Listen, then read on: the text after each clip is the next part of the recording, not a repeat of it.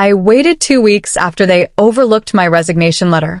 My last email made them regret it instantly.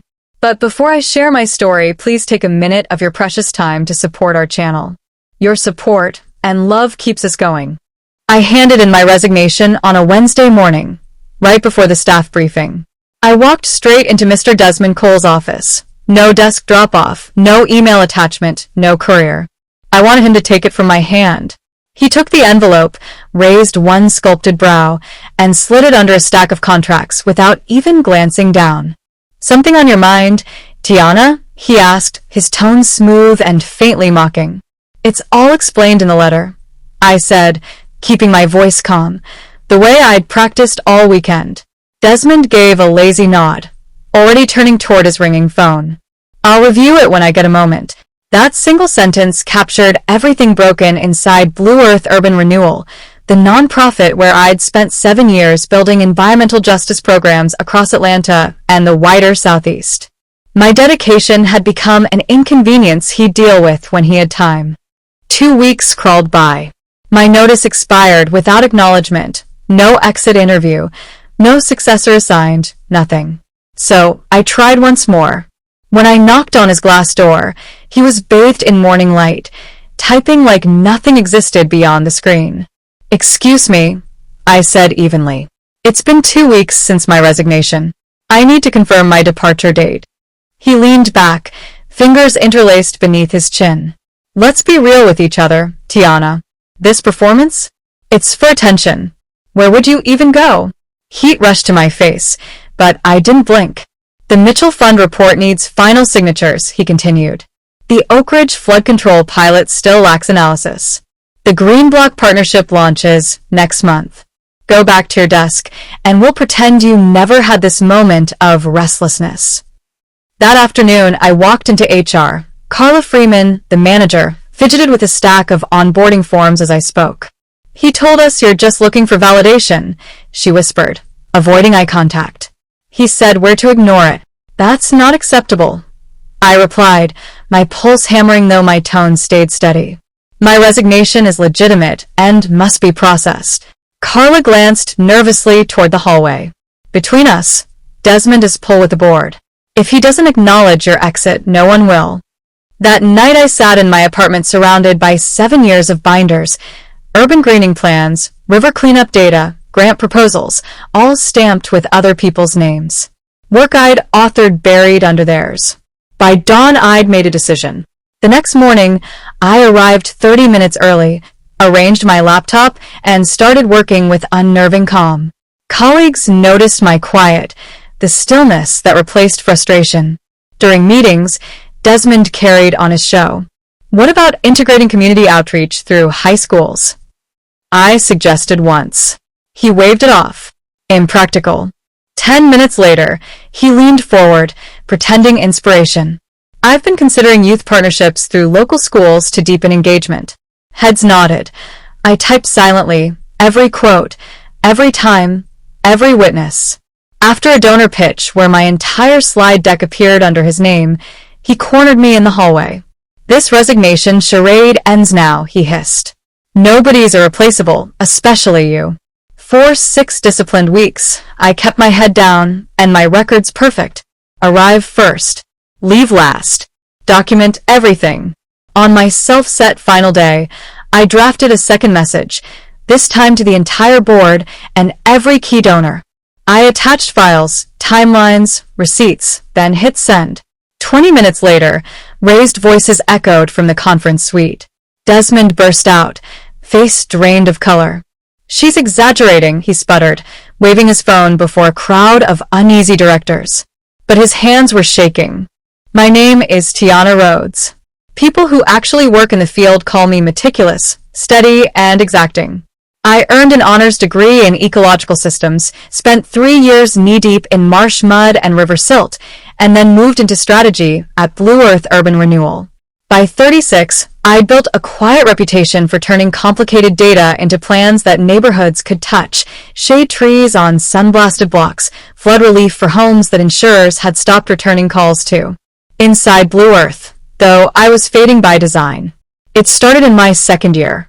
A suggestion I test privately with Desmond would reappear in his deck as a breakthrough.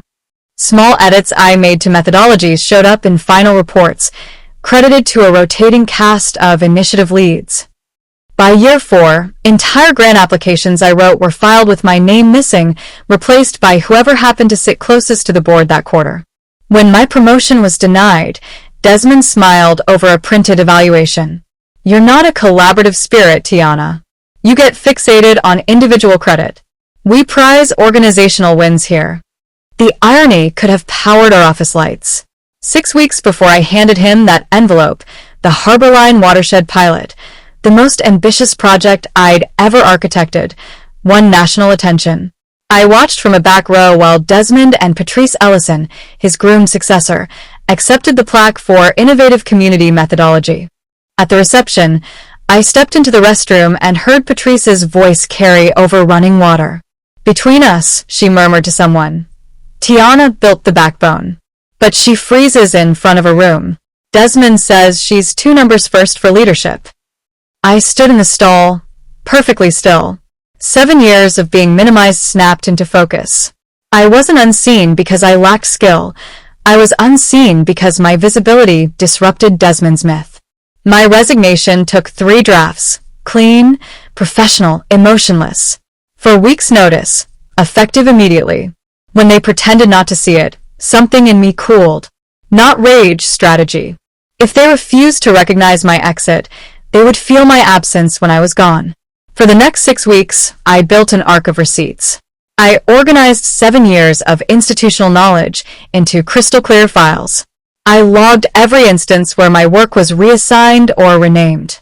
I compiled the real status of projects against the fairy tales we fed donors. The Mitchell Fund Corridor Plan was reported at 75% completion. Our internal milestones showed 31% finished and 2 deliverables untouched. Harbor Creek water quality was trumpeted as improving year over year. Raw sensor data charted a steady decline over the same time frame. The Marshline Initiative, Phase 1 never established a baseline, making Phase 2's gains mathematically meaningless. Colleagues noticed the change. "You okay?" Marley from accounting asked over lentil soup. "I found clarity," I said, and meant it. 3 weeks in, Desmond summoned me. "The board loves your recent summaries," he purred, leaning back. "Maybe we revisit your future here. That management track, I nodded like a metronome. That could be a discussion. We both knew it would never be scheduled. That evening, my phone lit up with a call from DeAndre Whitfield, director of the Tri-State Environmental Oversight Council, the regional body that monitors grant compliance across 4 states. "We'd like you to lead compliance audits and data integrity," he said. "Your field-to-framework experience is rare. Can you start in 3 weeks?" "Yes," I answered. My self-appointed last day. As that date crept closer, the question kept me awake.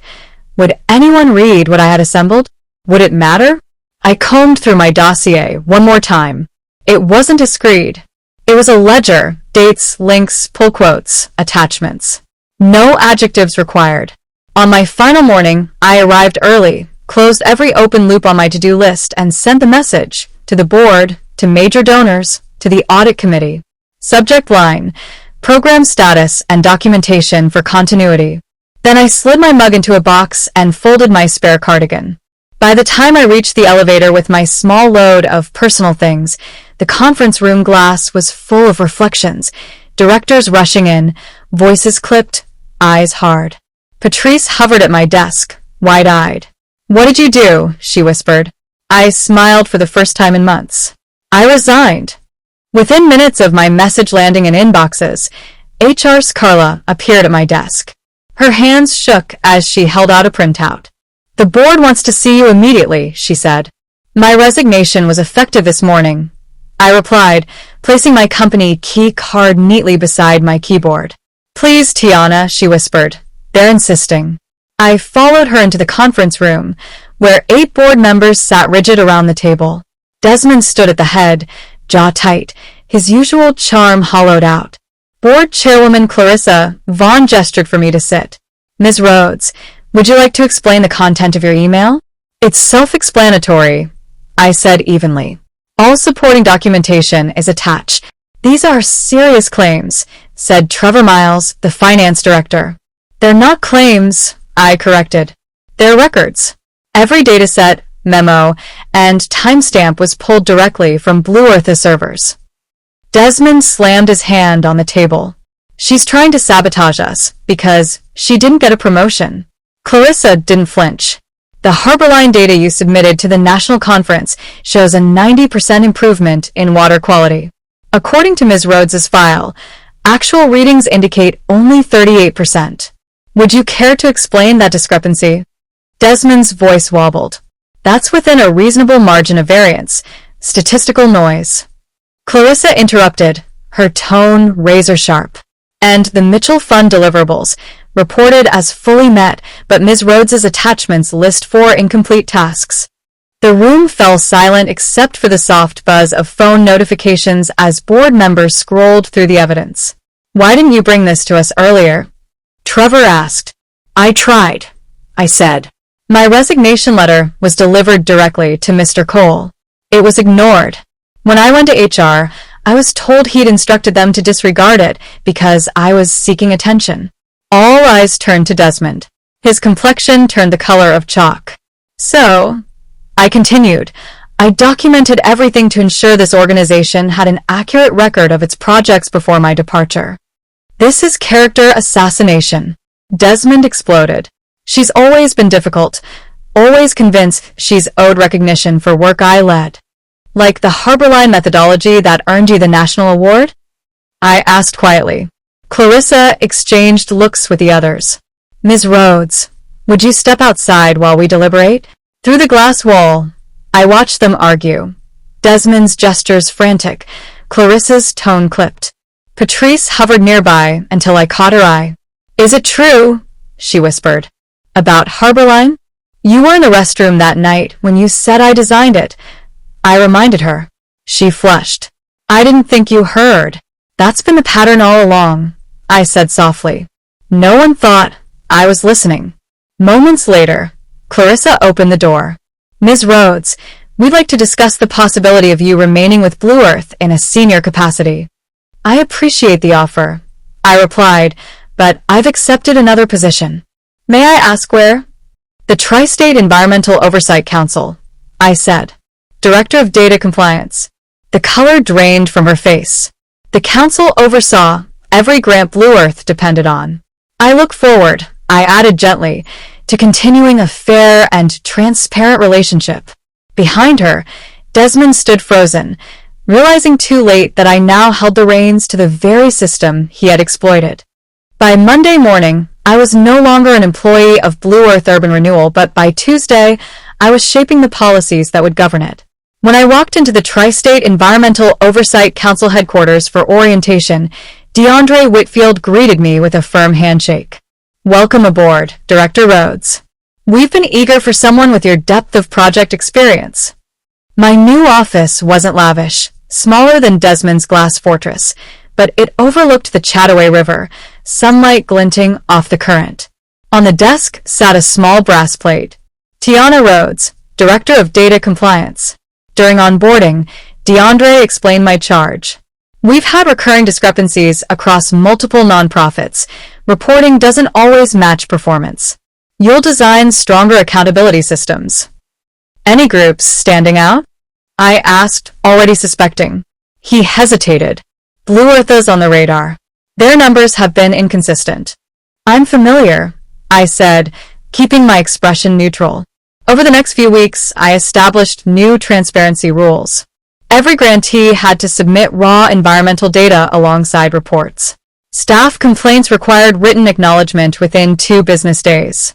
Anonymous channels were reinforced with outside counsel, not in-house HR. None of these policies singled out Blue Earth, but I knew exactly who would choke first under real scrutiny. 2 months later, whispers of upheaval reached us. When the phone rang, the caller ID read Clarissa Vaughn. We're implementing structural changes, she said carefully. Desmond has agreed to step down effective immediately. I see, I replied.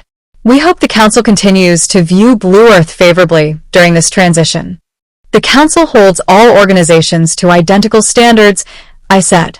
Compliance isn't punishment, it's protection. After we hung up, I allowed myself one quiet smile. Not triumph, closure. 3 months later, Blue Earth announced a leadership realignment in the press. Desmond was gone, Patrice demoted, and 2 board members had resigned. The following week, a new grant request crossed my desk. Sender: Blue Earth Urban Renewal. Status: pending verification. I stamped it with the designation "All incomplete applications receive. Additional evidence required." The system I had built wasn't revenge, it was architecture. A safeguard for every future woman whose work might otherwise be buried under someone else's signature. That evening, DeAndre paused by my office door. "The compliance framework's working," he said. "Reporting qualities improving everywhere." "Good," I replied. He leaned in slightly. "Some are worried you'd be too harsh on Blue Earth." "I'm not here to be harsh," I said, closing my laptop. "I'm here to make sure the numbers finally match the truth." When he left, I opened my drawer and found the first resignation letter, the one Desmond ignored. I tore it neatly in half, then fed it into the recycling bin. The real letter had been the system itself. 6 months into my new role, I had settled into a rhythm. Field audits by day, late-night analysis by choice. Then one afternoon, Marley from Blue Earth's old accounting team appeared unannounced in our waiting area. She clutched her purse like a life raft. "I wasn't sure if you'd even see me," she said when I invited her inside. "Of course," I replied. "What's going on?" Her voice dropped. After Desmond left, they brought in a man named Gregory Haynes. Talks smooth. Says he's making Blue Earth efficient. But last week, he cut 3 project managers and started talking about data optimization. He's rewriting results again. Tiana, different methods, same deceit. She pulled a small flash drive from her bag and set it on my desk. Proof. They're shifting baseline readings to fake bigger improvements later. I stared at the drive. "You know this could cost you your job." Marley nodded. "Maybe. But watching them twist the truth again costs more." When she left, I opened the files. She was right. Blue Earth's new leadership wasn't fixing the problem. They just reskinned it. That night, I drafted a quiet memo for DeAndre. Patterns of statistical manipulation detected across multiple organizations. I never mentioned Marley. We needed a systemic solution, not another scandal. 2 weeks later, I presented a reform outline, the Environmental Accountability Initiative, a universal framework requiring every funded organization to submit raw datasets, independent verification, and whistleblower protection clauses. DeAndre frowned. "You're proposing we rewrite the industry standard." "That's the only way to make honesty normal," I said. After heated debate, the councils approved a pilot version. Some called it bureaucratic, others revolutionary. Days after the announcement, Gregory himself arrived in my doorway uninvited. "Quite the empire you're building," he said, smile thin. "Looks like you're turning oversight into politics." "Transparency isn't politics," I replied. "It's sunlight." He smirked. "Blue Earth won't join your little experiment. We'll wait until the dust settles." He left behind the faint scent of arrogance, and something that smelled like fear. 2 weeks later, a journalist from the Southern Chronicle called. She was investigating creative data reporting in environmental grants and asked for comment on my initiative. I declined to speak about specific cases, but emphasized the need for verified numbers. 3 days after that, her exposé dropped. The numbers game, how nonprofits manipulate data to secure millions. It didn't name Blue Earth, but everyone recognized the pattern. Social feeds exploded. Donors demanded accountability. Within hours, the same state officials who dismissed my proposal called to schedule briefings. By week's end, half the major conservation groups in the region had signed up for the initiative voluntarily. The Secretary of Environmental Affairs reversed course, calling it a critical step toward integrity. And then came Clarissa's call. "Tiana," she began, her tone brittle. "Gregory's resigned. The board would like to offer you the position of executive director at Blue Earth. You'd have full authority to implement your standards." I let the silence stretch. I appreciate it, I said finally, but my work here isn't done. One organization changing isn't enough. The following month, a new Blue Earth proposal reached my desk under interim leadership. The data was careful, conservative, and finally honest. I approved it for review. Some might have expected fireworks, an apology, a victory parade. But I didn't need any of that. I'd done something better than get even. I'd changed the rules of the game. No one could bury another Tiana Rhodes again. And that, I thought as I watched the river gleam beneath my office window, was what real justice looked like. If this story of Tiana Rhodes inspired you, remember this: sometimes the most powerful revenge isn't about destroying the people who tried to silence you. It's about building a system where truth speaks louder than ego and integrity becomes the new standard. When Tiana walked away from the organization that stole her voice, she didn't chase applause or revenge. She created reform. She proved that the Real win is turning pain into policy and personal loss into collective progress. If this story moved you, hit that like button, subscribe for more empowering tales of transformation, and drop a comment sharing what justice means to you. Have you ever been underestimated, overlooked, or pushed aside, and then found a way to rise higher because of it? Tell us below. Your story might be the spark that helps someone else find their power today.